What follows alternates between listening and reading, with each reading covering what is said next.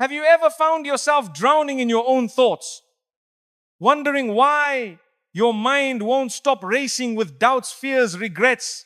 You pray, but the negativity creeps back. You smile, but deep down there's this voice saying you're not good enough. My brothers and sisters, that voice, it is not from Allah. It is from Shaitan, whose mission is to plant hopelessness in your heart. But Allah, in His mercy, has already given us the tools to silence it through His words, His remembrance, and His promise. Verily, in the remembrance of Allah do hearts find rest. So today, let us talk about how to deal with those thoughts that hold you back. Because you are not alone, and Allah is closer than every whisper. Negative thoughts are whispers, not truths. Negative thoughts often arrive like uninvited guests, quiet at first, then loud enough to disturb your peace. But just because they speak doesn't mean they speak the truth. The Prophet ﷺ taught us that Shaitan whispers into the hearts of mankind those dark thoughts, the ones that say you're worthless or you'll never be good enough, are not from your soul, they are from the enemy trying to break it. Allah created you in the best form. Don't let whispers define what was designed with divine perfection. When a negative thought repeats in your mind, pause and reflect, would Allah say this about me? The Quran constantly reminds us that Allah is the most merciful, the most loving, the one who forgives even after a lifetime of mistakes. That's the voice you should listen to, not the one that drags you into despair, but the one that lifts you toward hope. Do not despair of the mercy of Allah. He says in Surah Az-Zumar. So, even when your thoughts say you failed, your Lord says, return to me. We often confuse guilt with guidance. Feeling remorse after a sin is a sign your heart is alive, not broken. Shaitan uses guilt to trap you, but Allah uses it to invite you. That thought telling you you're too far gone is a lie. The truth is, as long as your heart beats and your tongue moves, you can still say astaghfirullah and be forgiven. One sincere dua can erase years of pain. Don't accept the lie that says it's too late. Sometimes we believe negative thoughts simply because they sound familiar.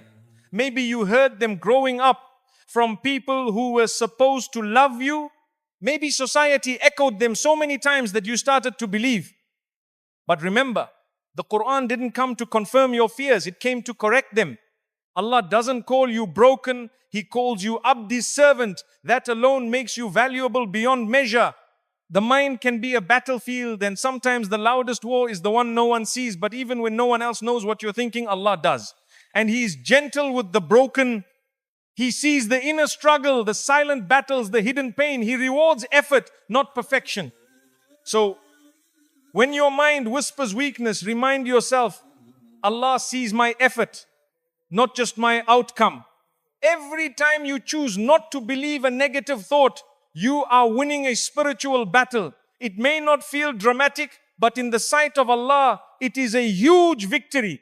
The Prophet ﷺ said that even removing a harmful object from the road is charity. So imagine the reward of removing harmful thoughts from your mind. That too is an act of worship. That too is rewarded. When the thoughts become too heavy, remember that Allah has given you tools. Dhikr quiets the noise. Dua invites divine peace. Salah realigns the soul. The next time you hear, you're not good enough, respond with, Hasbunallahu wa ni'mal wakil. Allah is enough for me. Replace the lie with a verse, the fear with a prayer. Allah did not leave you defenseless. He equipped you with the Quran. There's a reason we're told to recite Surah An-Nas. Say, I seek refuge in the Lord of mankind from the evil of the whisperer. This is a divine reminder that whispers can be fought. You don't have to agree with every voice in your head. You can protect yourself. Seek refuge, push back. Not every thought deserves a seat in your heart. Some need to be turned away with Bismillah and courage. What if your negative thought is telling you you'll never change? Answer it with the truth that the most beloved to Allah is the one who returns after falling. Verily, Allah loves those who repent and purify themselves. That means Allah is not surprised by your flaws. He expects your struggle, not your perfection. He wants your return, not your performance. The path back to Him is always open. You were not created to be a prisoner of your mind. You were created to rise, to serve, to worship, to reflect the beauty of your Creator in how you carry your trials. So when those thoughts creep in, telling you you're a burden, remind yourself, you are a soul honored by Allah, a heart chosen to bear tests, a person still breathing, which means there's still hope, still purpose, still divine attention upon you. The most powerful thing you can do in the face of dark thoughts is not to fight harder, it's to surrender smarter. Surrender those thoughts to Allah. Say, Ya Allah, I don't know what's real in my mind anymore, but I know your words are true. Help me replace these whispers with your light. And you'll find over time, the light returns. Slowly, softly, because Allah never abandons those who call upon Him. So remember, negative thoughts are whispers, not truths. You are more than what your mind sometimes says. You are what Allah says you are. And He calls you capable, forgiven, guided and loved. Hold on to that voice. It's the only one that truly matters. Shaitan feeds doubt to weaken your faith. Shaitan doesn't need to defeat you with action. He starts by planting a whisper, a question, a doubt. He doesn't shout. He nudges. Are you sure Allah will forgive you? Why hasn't He answered your dua yet? These thoughts are not innocent. They are seeds planted to shake your trust. Allah tells us in the Quran, He, Shaitan, only invites his followers so that they may become companions of the fire. That invitation often begins with doubt. Doubt is not always loud. Sometimes it comes disguised as overthinking. You begin to replay mistakes. You wonder if your prayers are even being heard. You ask yourself, am I even a good Muslim? This cycle weakens the heart. But Allah in His mercy reminds us, and never give up hope of Allah's mercy. Indeed, none despairs of Allah's mercy except the disbelieving people. Doubt is not humility. Doubt is a weapon. And it's one Shaitan uses well. The Prophet ﷺ told us that Shaitan runs through the veins of mankind like blood. That means his approach is subtle. You don't always recognize his attack. He won't say, leave Islam. He will first say, you've sinned too much. Then he'll say, why bother praying? Then why even ask Allah? Until your connection weakens and your soul starts to dry. That's his goal, not to destroy instantly, but to disconnect gradually. Remember that Allah knows Shaitan's strategy and He gave you protection before the enemy even arrived. Dhikr, salah, Quran, dua. These are not just rituals, they are shields. Every time you remember Allah, Shaitan loses ground. Indeed, the plots of Shaitan are weak, says the Quran. You are not defenseless. You have been given divine armor. But you must choose to wear it. Sometimes doubt comes during hardship. You say, I've been patient, but nothing changed. This is where Shaitan strikes hardest, not during ease, but during exhaustion. He whispers, if Allah cared, you wouldn't suffer. But the truth is, hardship is not punishment, it's preparation. Even the prophets faced trials. Do people think they will be left alone because they say we believe and will not be tested? Quran 29:2. Shaitan wants you to forget Allah's names. He wants you to remember fear but forget Ar-Rahman. He wants you to dwell on weakness but forget Al-Qadir. He wants you to see the size of your problem and forget the power of your Lord. But Allah reminds us, call upon me, I will respond to you. Even when you whisper from a broken place, He listens. Shaitan hopes you forget that. Faith isn't the absence of doubt. It's choosing Allah despite the doubt. Even the companions asked questions. Even Ibrahim asked how Allah gives life to the dead. Allah did not reject him. He responded. He showed. He strengthened. So if you ever feel unsure, know that seeking clarity is not weakness, staying in despair is. Turn to Allah with your questions, not away from Him. Sometimes Shaitan disguises doubt as logic. How can your prayer help your depression? Why give sadaqah if you're broke? You made so many mistakes. Why read Quran now? These sound like rational thoughts, but they are rooted in spiritual sabotage. The believer knows barakah isn't logical. Mercy isn't earned. Allah's help doesn't follow the world's math. It follows sincerity. One of Shaitan's greatest tricks is to make you think you're unworthy of Allah's love. That if people walked away from you, Allah will too. But listen closely, the more distant you feel, the more mercy is on its way. The Quran says, and He is with you wherever you are. Your worth is not based on people's approval. It's rooted in being a servant of Allah. That's an honor Shaitan can't take. Even when you sin, Shaitan uses your guilt against you. Not to help you repent, but to make you hide. He'll say, look at you, what's the point of tawbah? But Allah says, "O my servants who have transgressed against themselves, do not despair of the mercy of Allah. The minute you raise your hands, the door opens." Don't let whispers drown out divine truth. Shaitan is a liar. He lied to Adam. He lied about the tree. And he lied about the promise.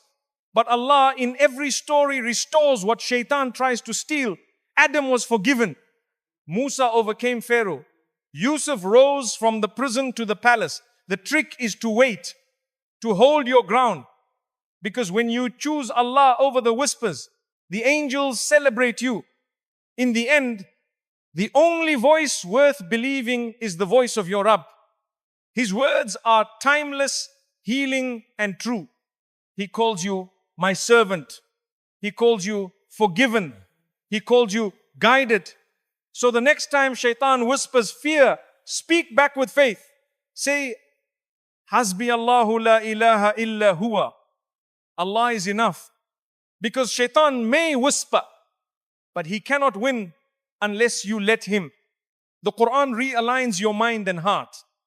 The heart becomes heavy when it listens too long to the noise of the world. But the Quran enters not as noise but as light. It doesn't shout, it soothes. When the Prophet ﷺ was burdened with sorrow, Allah didn't just comfort him with words, He gave him revelation. Indeed, we know that your heart is distressed by what they say, so glorify the praises of your Lord and be of those who prostrate. Quran 15:97-98. The Quran is not just recitation, it's recalibration. When your thoughts spiral with doubt and anxiety, the Quran pulls you back to center. It reminds you, you are not abandoned. Your Lord has not forsaken you, nor has He detested you. Quran 93:3. A single verse can shift your entire mindset because the Quran doesn't speak to your ego, it speaks directly to your soul. And the soul always recognizes the truth. Sometimes you don't need a new solution, you need a new perspective. That's what the Quran does. It reframes hardship as elevation, delay as wisdom, pain as purification. It may be that you dislike something while it is good for you. Quran 2:216. It teaches you that Allah's plan is not random, it's refined. And with each verse, your heart is guided back to trust. We live in a world of distraction, notifications, headlines, opinions. But the Quran pulls your gaze from the dunya to the divine. It softens a hard heart. It silences overthinking. It reminds you of what matters. Know that the life of this world is but amusement and diversion. Quran 57:20. It's not just a reminder. It's realignment. Your priorities shift when your soul is nourished. Every time you feel distant from yourself, ask, how distant have I been from the Quran? Because the heart that disconnects from its creator loses its compass. But Allah says this is the book in which there is no doubt, a guidance for the God conscious. Quran 2:2. The Quran doesn't just teach you how to live, it teaches you how to return to who you were meant to be.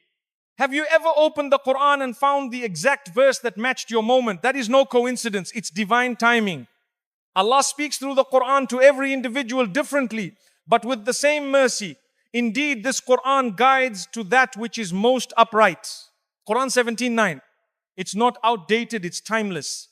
Relevant yesterday, today, and forever. When anxiety weighs on your chest, the Quran becomes your breath. When grief silences your voice, the Quran speaks healing. When people misunderstand you, the Quran understands you completely. It doesn't need explanations. It sees your tears, your silence, your struggles, and it responds with compassion. And we send down from the Quran that which is a healing and a mercy. Quran 1782. The Quran isn't only for scholars, it's for the broken, the lost, the seekers. It's for the one who hasn't prayed in years and the one who cries every night in sujood. Allah's words are not limited to perfection. They are designed to perfect you. So even if your recitation is slow or your voice trembles, keep returning. Recite what is easy for you of the Quran. Quran 73:20. Sometimes we seek peace in everything but the Quran. We scroll, we vent, we chase distractions. But peace doesn't come from escape, it comes from remembrance. Verily, in the remembrance of Allah do hearts find rest. Quran 13:28. The Quran realigns not just your thoughts but your heartbeat. It shifts you from chaos to calm. The mind can be sharp but misguided. The heart can be full but unanchored. But when both are tied to the Quran, clarity returns. You begin to think better, feel better, respond better. Because the Quran is not just words, it's divine programming. It doesn't just inform, it transforms slowly, gently, consistently. Even when you don't understand Arabic, the Quran still works on your soul. Its sound, its rhythm, its light, all of it enters the heart by Allah's permission. Just as the sun warms even closed windows, the Quran softens even closed hearts. Let it in. Sit with it. Listen, because the healing begins the moment you allow it to. And when you don't know what to say in dua, open the Quran. Allah is already speaking to you. When you feel alone, remember this book was revealed to guide you, comfort you, uplift you. You are not without help. And we have certainly made the Quran easy for remembrance. So is